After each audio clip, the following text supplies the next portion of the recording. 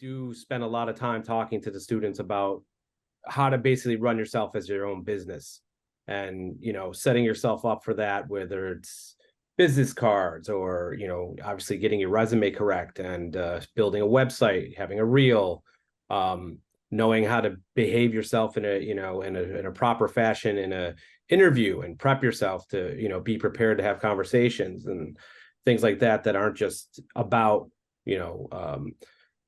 how I press this button.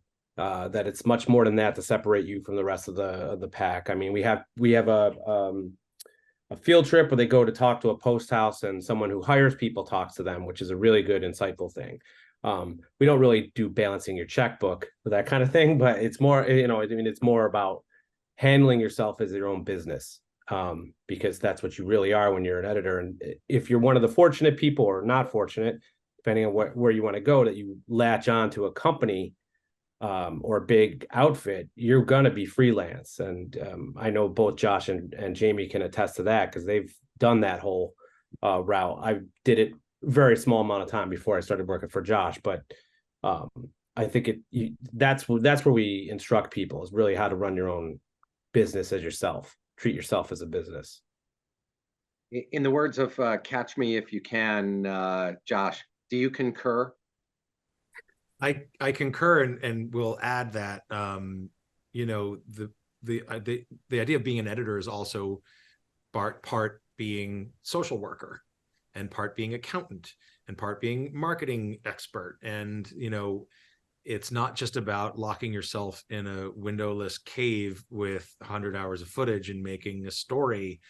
That's the best part, which is strange, because editors definitely are. I mean, I was one for many years, and it's like they're not necessarily meant to be the most extroverted social people. But part of I'd say the first big editing job I got was because I hit it off in a conversation with the director. The guy never even looked at my reel, but he knew I was capable enough, and he knew that we could spend time together, locked in a room for 6 months, working this out. And I think part of it is that's sort of like that personality, the thing that you bring to the work from a skill set perspective. That's basic, but also how you conduct yourself, how you support the ideas, or challenge the ideas of the people you're working around. Those are intangibles, and they certainly can be taught to some degree. But someone who doesn't want to be around other people, they're putting themselves at a disadvantage, because that person with the same skill set, who's totally loves hanging out and can be that for someone, may have an edge over them.